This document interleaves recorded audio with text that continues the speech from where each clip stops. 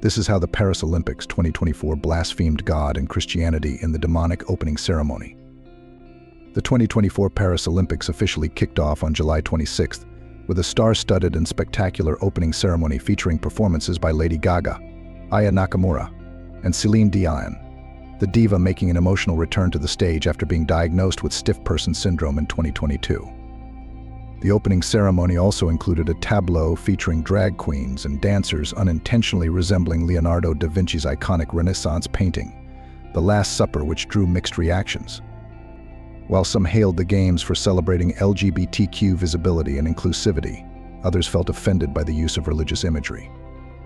Why has this entire performance caused such controversy, sparking outrage within the Christian community and leading to calls for a boycott of the world's greatest sporting event?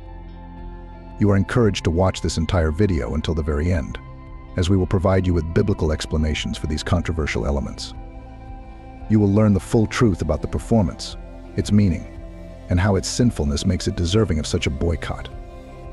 We encourage you to like, share this content, and subscribe to our channel to spread this information and help the Christian community gain a comprehensive perspective on the whole truth surrounding this scandal. By doing this, you will have helped many people access truthful information according to God's teachings. In an age of increasing secularism, it is more mandatory than ever for Christians to remain faithful to their faith, which means living according to biblical principles even as society around them drifts away, and in this way God will come to you and bless you. The ceremony, held on the Seine River, featured 6,800 athletes parading along a 6-kilometer route with 85 boats, and was watched worldwide through live performances and television broadcasts. For the first time, it was not held in the stadium but in the center of Paris, lasting almost 4 hours. It all started with an impressive light and fireworks show accompanied by global cultural performances. Despite the constant rain, hundreds of thousands of fans were there, and the atmosphere was one of pure euphoria. However, the crowd became vexed immediately when an unexpected segment took over the middle of the stage. During the celebration, a group of artists took to the stage wearing extravagant clothing and makeup. The audience initially didn't understand what was about to happen, but it quickly became clear as the artists began to recreate one of Christianity's most sacred paintings, Leonardo da Vinci's Last Supper. A group of drag performers, a trans model, and nude singer Philippe Catherine posed in front of a tableau that slightly resembled the Renaissance painting. The stage has sparked a backlash for depicting the holy painting with a drag queen performance, considered disrespectful to religious beliefs.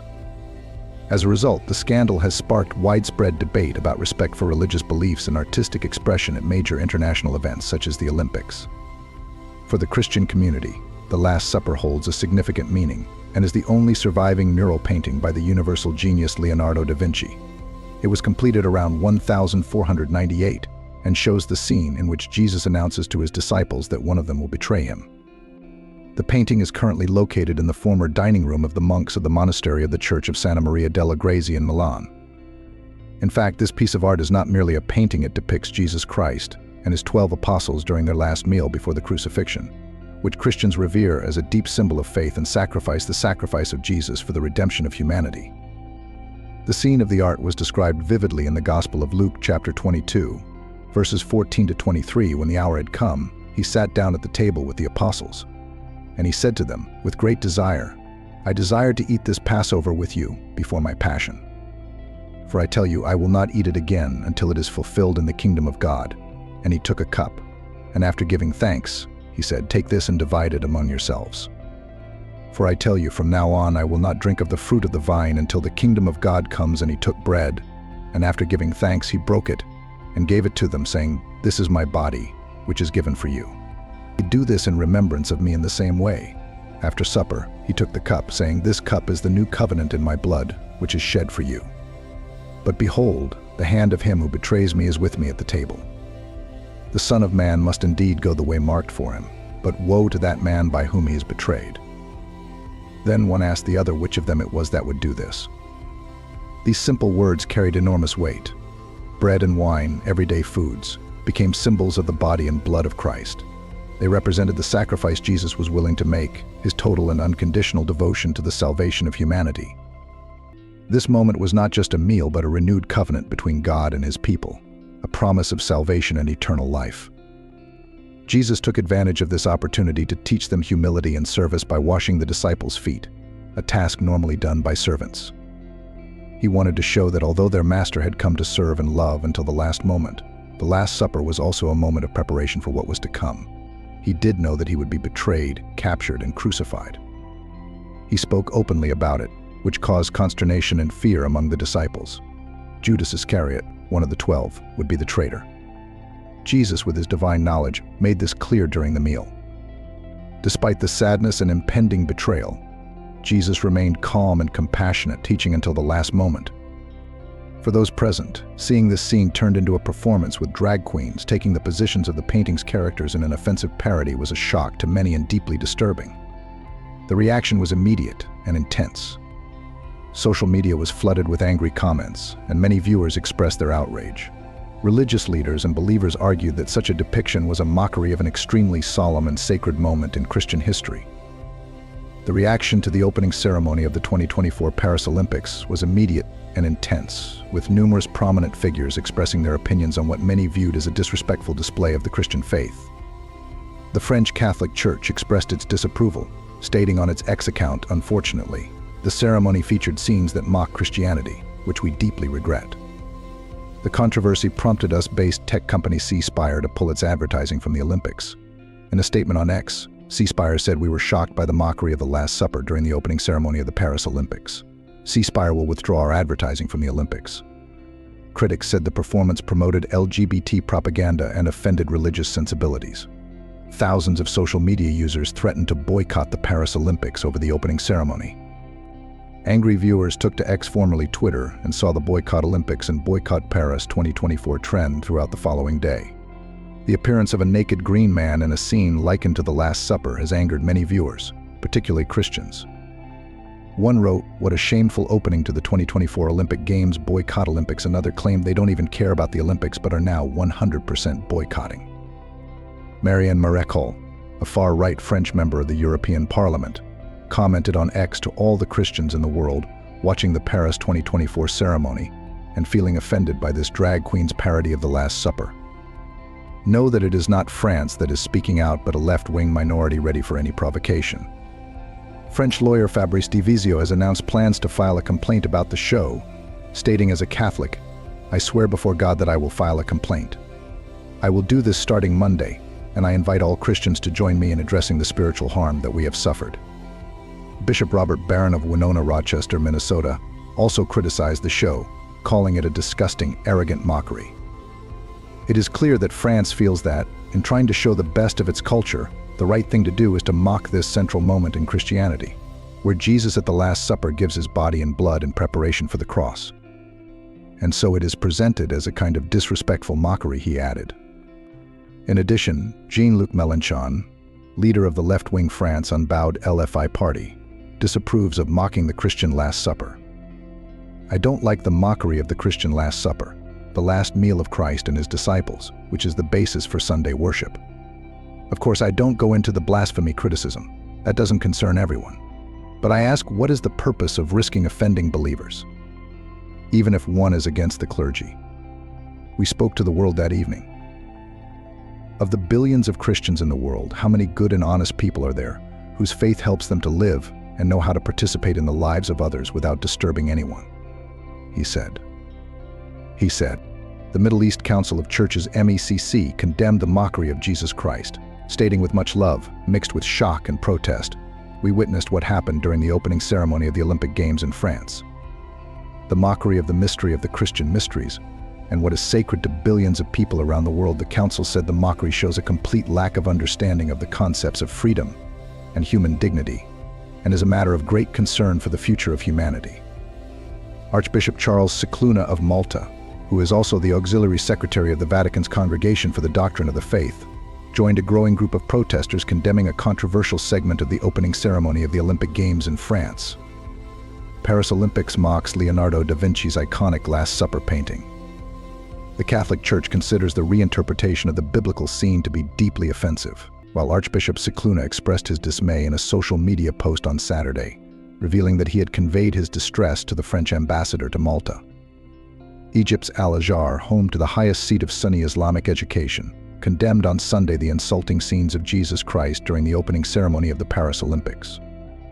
The scenes portrayed Jesus Christ in an insulting manner, disrespecting his venerable person and the high status of prophecy in a barbaric manner that recklessly disrespected the feelings of those who believe in religion and morality and the noble values of humanity, Al-Azhar said in a statement. The backlash was significant enough for Olympic organizers to issue an official statement defending the ceremony as an artistic and cultural expression. They offered a formal apology on Sunday following complaints about the incident. It is clear that we never intended to show disrespect to any religious group. On the contrary, we intended to express tolerance and community. If people felt offended, then we apologize, Paris 2024 spokesperson Anne Descamps told the press. Philippe Catherine, who appeared nude and painted blue during the performance, JFYI said he was proud of his contribution to the opening ceremony. I'm proud of it because it's my culture. We have so many different people, and each one lives their life in their own way, and above all has the right to do so. I like to do that, he said. If we were naked, there would be no war, because there would be no weapons. Philippe took the stage alongside the winner of the third season of Drag Race France, Le Philippe, who told the Associated Press that they were blown away by the opening ceremony. I thought it would be a 5-minute drag event with some LGBTQ representation. I was so blown away. The event started with Lady Gaga. Then we had drag queens, a big party, and a fire in the sky. It felt like a coronation all over again, Philip said. I'm proud to see my friends and fellow LGBTQ people on the world stage. Pastor Benjamin Kramer, living in the United States, then shared a post refuting the claim that the controversial scene featuring drag queens was mocking Leonardo da Vinci's classic painting, and therefore mocking Christianity. Kramer's post read it's a reimagining of the event called the Dionysian Festival. The Greek god of revelry, partying, ritual, and the stage the Olympics have their roots in Greek culture and traditions. French culture has deep roots in partying, festivals, and performing arts according to Kramer's theory. The scene depicted in the opening ceremony is based on a painting called The Feast of the Gods by Johann Rottenhammer and Jan Bruegel, circa 1602. As we know, in Greek mythology, Dionysus is the god of wine, revelry, and pleasure, known as a symbol of freedom and enthusiastic celebration. While Kramer's perspective isn't wrong, criticisms surrounding the performance argue that presenting this imagery in this context still caused significant discomfort. The blue-skinned man began to dance in a theatrical manner, almost like in an ancient ritual, holding a large grape in his hand and making dramatic gestures around him. Other performers joined him in a ritual procession.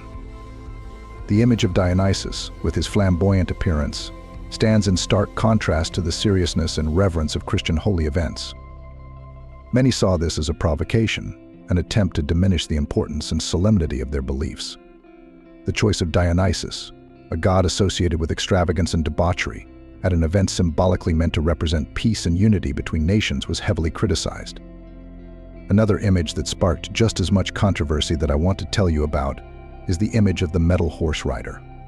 The fourth horseman is relatively cool when dressed in metal armor, covering their face and carrying the Olympic torch down the Seine River. This image made Christians associate it with the biblical description of death. In the book of Revelation, the Lamb opens the book with 7 seals, and one by one, 4 horsemen of the apocalypse appear on horseback: famine, war, disease, and the victory of the underworld. Then another rider appears. Then I looked, and behold, a pale horse, and he who sat on it was called Death, and Hades followed with him. And power was given to them over 1/4 of the earth, to kill with sword, with hunger, with death, and by the beasts of the earth. The intellectual, cultural struggle acrobatics to turn the rider on the scene into death in the Bible were done in a flash, and were seen as evidence of a demonic spectacle. Another explanation, perhaps more reasonable, that no one even thought of. For example, the rider is the Roman Celtic goddess Sequana, the goddess of the Seine River, who was particularly worshipped at its source near Dijon. The cloak is a Gallic hooded cloak belonging to the symbolism of the Celtic gods. After all, despite all the explanations, the opening ceremony of the 2024 Olympic Games is still widely seen as a significant mockery of Christianity and has sparked a major controversy. The entire world watched and followed this event every second. The Olympic Games have always been a symbol of global cooperation and the celebration of humanity. It's not just the dream of millions of athletes, but also a moment of emotion for spectators, loved ones, families, friends, sports enthusiasts, and those eagerly awaiting each match. This time, however, something happened that deeply angered many believers. What they viewed as art was truly offensive and showed a disregard for Christian symbols and sacred events.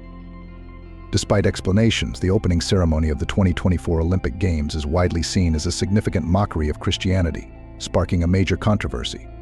The entire world is watching and following this event every second.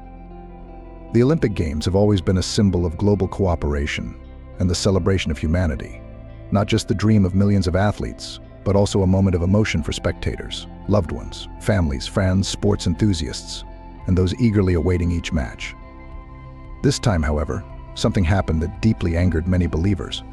What they viewed as art was truly offensive and showed a disregard for Christian symbols and sacred events. The disrespectful use of religious themes at such a globally viewed event is insensitive. The impact is immediate. Many Christians feel disrespected and offended. Consider this: we're talking about a global stage where every detail is broadcast to millions of homes across the world. Presenting something like this as part of a celebration meant to unite people instead divides them. Many feel it's a direct insult to their faith. Nowadays, you realize that there's a growing disrespect for religious sensitivities in many aspects of popular culture. It's alarming to see this happening at a significant event like the Olympics. It's not just about the Christian faith, it's about mutual respect and understanding between all faiths. If the idea was to promote diversity and inclusion, it clearly failed. A significant group of people who respect what should have been a moment of celebration have been turned into catalysts for heated debates about religious disrespect. For many Christians, their sacred symbols and events are foundational to their identity and faith. Seeing them treated disrespectfully on a global stage isn't just unpleasant, it's heartbreaking to see individuals who lack respect for religious cultures. From the Paris Olympics opening ceremony, we also learn about the ongoing moral decline in the world today. The way sacred symbols were treated throughout the event is evidence of increasingly disregarded or disrespected moral values. Awareness of this moral decline isn't new, but events like this reinforce these concerns. Religious leaders warn that this is a sign of the times, a sign that we are moving away from the fundamental principles that should guide our lives. For Christians, this is especially alarming, as the Bible speaks of the increase of ungodliness and the loss of spiritual values in the last days. As Christians, we need to be awake and alert to the lessons of this scandal. Especially in an increasingly secularized age, it's more important than ever for Christians to be faithful to their faith, meaning living by biblical principles, even as society around them moves away from these values. The incident at the 2024 Olympic Games opening ceremony is a powerful reminder of the importance of upholding faith and moral values in a constantly changing world.